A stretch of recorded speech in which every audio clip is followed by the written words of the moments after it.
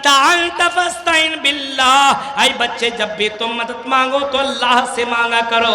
एक छोटे से बच्चे 10-11 साल के बच्चे को अल्लाह के नबी ये तरबियत सिखा रहे हैं और अल्लाह के नबी ये अकीदा बता रहे हैं, अल्लाह का पावर बता रहे हैं, अल्लाह का पावर बता रहे हैं और अल्लाह के बारे में बता रहे हैं, तौहीद सिखा रहे हैं, शिर्क से दूर रहने के अल्लाह के नबी नसीहत कर रहे हैं। मेरे प्यारे साथियों, आज हम अपने बच्चों को बुनियादी तालीम नहीं दे रहे हैं, हम अपने बच्चों को इस्लामी तालीम से दूर कर रहे हैं।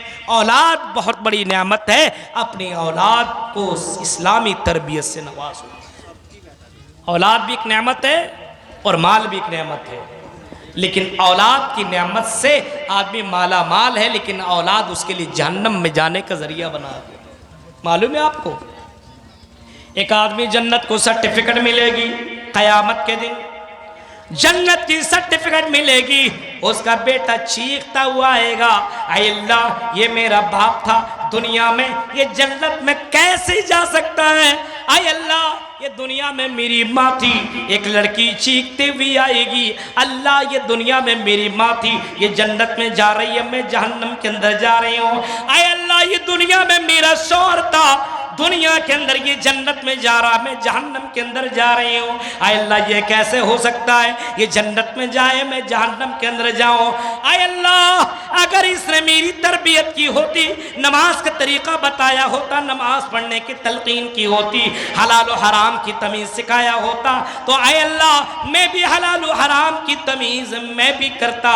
आय अल्लाह मैं भी नमाजें पढ़ता, आय अल्लाह मैं भी शिर्क से बचता, आय अल्लाह मैं भी हराम चीज़ों से बचता, ज़िना से बचता, गलत कामों से बचता।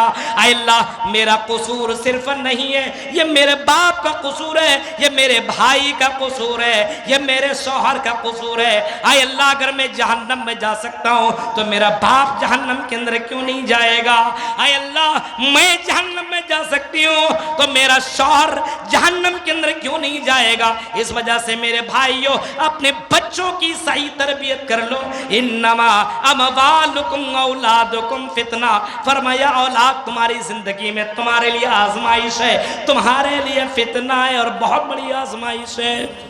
तसव्वुर कीजिए, आप हालात देख रहे हैं, आप बच्चों को जरा देखिए। आज बच्चे को बाप बिगाड़ रहा है, झूठ बोलना कौन सिखाता? बाप। किसी का फोन आया, कहाँ निकल गए, आ रहे हैं, अररिया पहुंच रहे हैं, हाँ गाड़ी में हूं, पहुंच रहा हूं, घर ही में बैठा हुआ है, बाप के सामने बोल रहा है, हाँ निकल चुका गाड़ी में हूं, अभी बस 2 मिनट में पहुंच रहा हूं। अब बेटा सुन रहा है, अब बताइए क्या सीखेगा वो तो समझेगा ना मेरा बाप झूठा है, बोलेगा कि नहीं? इसी वजह से अल्लाह के नबी ने इसको भी झूठ करार दिया है और इसको भी गुनाह करार दिया है। अगर आप किसी जानवर को, बकरी को बुलाएं, हाँ किसी बकरी को बुलाएं और आपके हाथ में कुछ नहीं और उसको आप बुलाते हैं, आओ आ, बुला रहे हैं आप, इस तरह दिखा रहे हो खिलाने के लिए, उस बुला रहे कि जानवर देख ले और आ जाए और आपके हाथ में कुछ नहीं है, तो उसको भी गुनाह करार दिया, उसको भी झूठ करार दिया है। मेरे प्यारे साथियों, अपने बच्चे को इस्लामी तरबियत से नवाजो, सच्चा बनाओ। अब्दुल कादिर जिलानी का नाम आपने सुना होगा, माँ ने कैसी तरबियत की। हाँ, अब्दुल कादिर जिलानी की तरबियत कैसी की? बेटा पढ़ने के लिए निकला, माँ ने उस बच्चे को 40 दिनार दिए, 40 अशरफियाँ दी और माँ ने कहा बच्चे मदरसे में रहना, ज़रूरत के समय ये अशरफियाँ तुम्हें काम आएंगी, जाओ। आई अब्दुल कादिर जाओ, पढ़ने के लिए जा रहे हो, लेकिन वो अशरफियाँ उसको बगल में यहाँ पे रख करके उसने सिल दिया, उसकी माँ ने सिल दी ताकि किसी को पता न चल सके ये जिस काफले के साथ अब्दुल कादिर जिलानी जा रहे थे, हाँ उसी काफले पर हमला हुआ डाकुओं का, और डाकुओं ने जब हमला किया तो सब लोगों से माल को छीन लिया। बच्चे से कहता तुम्हारे पास कुछ है तो दो, तुम्हारे पास जो है दो। अब ये देखा बच्चे के पास तो कुछ है नहीं, चेकिन वेकिन किया, कुछ नहीं मिला।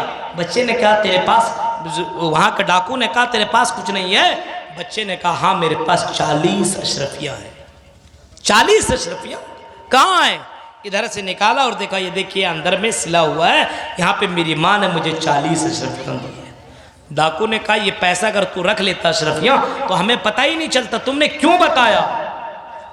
अब्दुल कादिर जिलानी कहते हैं, मेरी माँ ने मुझे झूठ बोलने से मना किया है। मेरी माँ ने कहा है सच बोलो, झूठ बोलना बहुत ही बड़ा गुनाह है। डाकुओं ने देखा, अरे ये जितने डाकू थे इन्होंने देखा छोटा सा बच्चा इतना सच बोलता है और गुनाह से ये बच्चा डर रहा है, और हम लोग इतना बड़ा पाप कर रहे हैं और हमें डर ही नहीं। उसी वक्त उन डाकुओं ने कलेमा पढ़ लिया, अशहदु अल्ला इलाहा इल्लल्लाह व अशहदु अन्ना मुहम्मदर रसूलुल्लाह। कलेमा पढ़ लिया और सारे के सारे मुसलमान हो गए और सबने तौबा कर लिया। बच्चे की तरबियत किस अंदाज से की थी पहले के माओ ने। मेरे भाइयों जरा तसव्वुर कीजिए, आज हमने अपने बच्चे को गाना सुनने पे मजबूर कर दिया। आज हमने अपने बच्चे को, जैसे बच्चा पैदा हुआ दूध माँ पिला रही है, लेकिन इधर शॉर्ट वीडियो देख रही है, गाना सुन रही है, सीरियल देख रही है, मोबाइल के अंदर लगी हुई है। अब उस बच्चे के ऊपर क्या असर पड़ेगा, क्या पड़ेगा, वो बच्चा क्या सीखेगा? माँ मिन मौलूदिन इल्ला यूलदु अलल फितरा, हर बच्चा इस्लाम के ऊपर पैदा होता है। माँ मिन मौलूदिन यूलदु अलल फितरा, जितना भी बच्चा है सब इस्लाम के ऊपर पैदा होता है। अब बाप उसको चाहे यहूदी बना दे, नसरानी बना दे, मजूसी बना दे, उसके माँ बाप के ऊपर ये डिपेंड करता है। तसव्वुर कीजिए, आप गौर कीजिए, बच्चे की तरबियत देना बहुत जरूरी है। आज हमारा बड़ा गार्जियन भाई लगा हुआ गलत चीज में, तो बहन क्यों नहीं लगेगी? आज बेपर्दगी का माहौल क्यों बना हुआ जानते हैं आप? हालांकि आपकी से अररिया जिला और कटिहार पूर्णिया के अंदर सबसे ज्यादा मदरसे हैं, इससे ज्यादा मदरसे पूरे हिंदुस्तान में नहीं होंगे। याद रखिए आप, पूरे हिंदुस्तान का दौरा होता, अल्लाह का शुक्र है। मैं बता रहा हूं जितना इन इलाकों के अंदर मदारिस है, अब इसके बावजूद भी अगर पर्दगी ना हो, इसके बावजूद भी अगर दीनदारी ना हो, इसके बावजूद भी इस्लामिक कल्चर ना हो, चलने में लगता ही नहीं है। एक जलसे में गया, वहाँ पे देख रहा था जलसे गाह में आदमी है नहीं, लेकिन जिस तरफ मेला लगा हुआ है, लड़कों और लड़कियों की एकदम बिल्कुल तांता लगा हुआ है और एक दूसरे को छेड़ रहा है। अब तसव्वुर कीजिए, वो भी तो किसी की बहन है, वो भी तो किसी की माँ है, वो भी तो किसी की बेटी है। अब जलसा गाह में ऐसा काम करने वाला कौन हो सकता है? क्या वो मुसलमान हो सकता है? तसव्वुर कीजिए आप, क्या ऐसा आदमी मुसलमान हो सकता है? ऐसा लड़का क्या मुसलमान का बच्चा हो सकता है जो अपने मुसलमान बहन को छेड़े, जो अपने मुसलमान बेटी को छेड़े, जो अपने मुसलमान माँ को छेड़े? ये मुसलमान नहीं हो सकता है। इस्लाम के नाम पर ये कलंक है। ये तरबियत किसने दी इसको? ये तालीम किसने दी इसको? तसव्वुर कीजिए आप।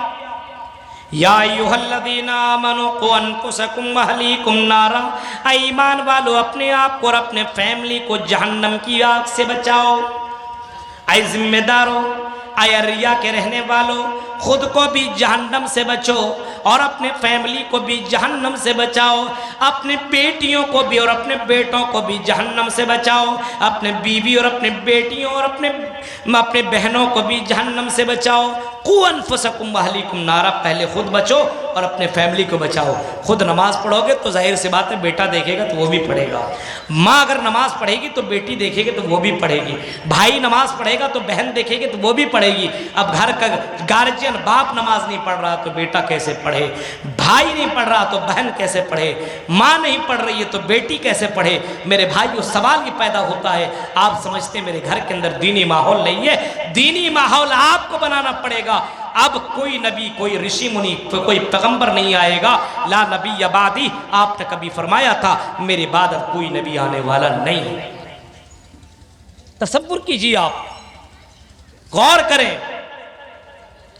औलाद की तरबियत हम नहीं दे रहे हैं। औलाद की तरबियत जरा देखो, हजरत लुकमान अलैहिस्सलाम ने किस अंदाज से हजरत लुकमान अलैहिस्सलाम ने अपने बेटे को दिया था। हजरत लुकमान अलैहिस्सलाम अपने बेटे को नसीहत कर रहे हैं और अपने बेटे को तरबियत दे रहे हैं। आई मेरे बेटे सुनो, या बुनैया इन तको मिस्काल हब्बतिन मिन खरदलिन फतकुन फी सखरा। आई मेरे बेटे, तुम जहाँ कहीं रहना, चटियल मैदान में हो, जंगल में हो, कहीं भी रहना, आई मेरे बेटे तुम अल्लाह ताला से डरते रहना, अल्लाह का खौफ करते रहना, अल्लाह का डर अपने दिल के अंदर पैदा करना, जहाँ भी रहना अल्लाह से डरना, अकेले में हो तब भी, लोगों के बीच में हो तब भी अल्लाह ताला से डरते रहना। हज़रत लुक़मान ने अपने बेटे को इस अंदाज से समझाया था। आज हम और आप अपने बेटे को समझाते हैं? आज हम खुद नहीं अल्लाह से डर रहे। तन्हाई में हो, मोबाइल का गलत इस्तेमाल, अर्रिया में, बनगामा में हमें जान रहा है, हम यहाँ बुराई नहीं कर रहे हैं। कलकत्ता चले गए तो हम आज़ाद हो गए, जो चाह रहे वो कर रहे हैं। बम्बई में गए वहाँ गलत कर रहे हैं, दिल्ली गए वहाँ गलत कर रहे हैं। हम अपने गांव में नहीं कर रहे हैं, क्योंकि गांव वाला जानेगा तो क्या कहेगा। यानी हमें गांव वालों से डर है, लेकिन अल्लाह से डर नहीं है। मेरे भाइयों, ज़रा तसव्वुर करो, अल्लाह का डर जैसा होना चाहिए वैसा डर आज हमारे दिलों के अंदर नहीं है। पहले के लोग किस तरीके से डरा करते थे। ज़रा पहले के बच्चों और बच्चियों की तरबियत किस अंदाज से लोगों ने दी थी, और पहले के बच्चे अल्लाह से किस अंदाज से डरा करते थे। एक चरवाहा है, 18-20 साल का ये लड़का है, 17 साल का ये नौजवान लड़का है, छोटा सा बच्चा है। हाँ, ये बकरियां चरा रहा है, लेकिन हजरत उमर फारूक का बेटा हजरत अब्दुल्ला इब्न उमर का गुजर जंगलों से हो रहा है, और हजरत अब्दुल्ला इब्न उमर को प्यास लग जाती है। उनकी नजर बकरियों के ऊपर पड़ती है। हजरत अब्दुल्ला इब्न उमर बकरियों के चरवाहे के पास पहुंच जाते हैं, और बकरियों के चरवाहे से कहते हैं, आए गुलाम, मुझे भूख लगी है, मुझे प्यास लगी है, जरा अपने एक बकरी का दूध हमें पिला दो। क्या कह रहे हैं? एक बकरी का दूध हमें पिला दो, हमें भूख लगी। गुलाम कहता नहीं, चरवाहा कहता नहीं पिला सकते। ये कहते हैं क्यों नहीं पिला सकते भाई, हमें भूख लगी, आपके पास इतनी बकरियां, हमें पिला दो। जवाब में कहता ये बकरियां मेरी नहीं है, ये बकरियां मेरे मालिक की बकरियां हैं, हम उसकी इजाजत के बगैर आपको बकरी का दूध कैसे पिला सकते हैं। अब हजरत अब्दुल्ला इब्न उमर चौंक गए। जंगल के अंदर भी अमानतदारी ऐसी, दीनदारी वैसी। हाँ, एक बकरी का दूध देने से पहले सोच रहा ये मेरी नहीं है, अमानत में खयानत कैसे करूं। चेक करने के लिए हजरत अब्दुल्ला इब्न उमर कहते हैं, आई गुलाम, आई बकरी चराने वाले चरवाहा, सुनो, तुम मुझे एक बकरी दे दो, जितना पैसा कहो तुम ले लो, एक सौदा करते हैं, तुम बेखुश हम बेखुश, तुम्हें पैसा मिल जाए, तुम हमें बकरी दे दो, हम दूध पी लेंगे, हम ज़बह करके गोश्त खा लेंगे, तुम पैसा रख लो, दीनार हो दिरहम रख लो, तुम्हारे मालिक को पता ही नहीं चलेगा, एक बकरी गायब हो जाएगी तो पता नहीं चलेगा।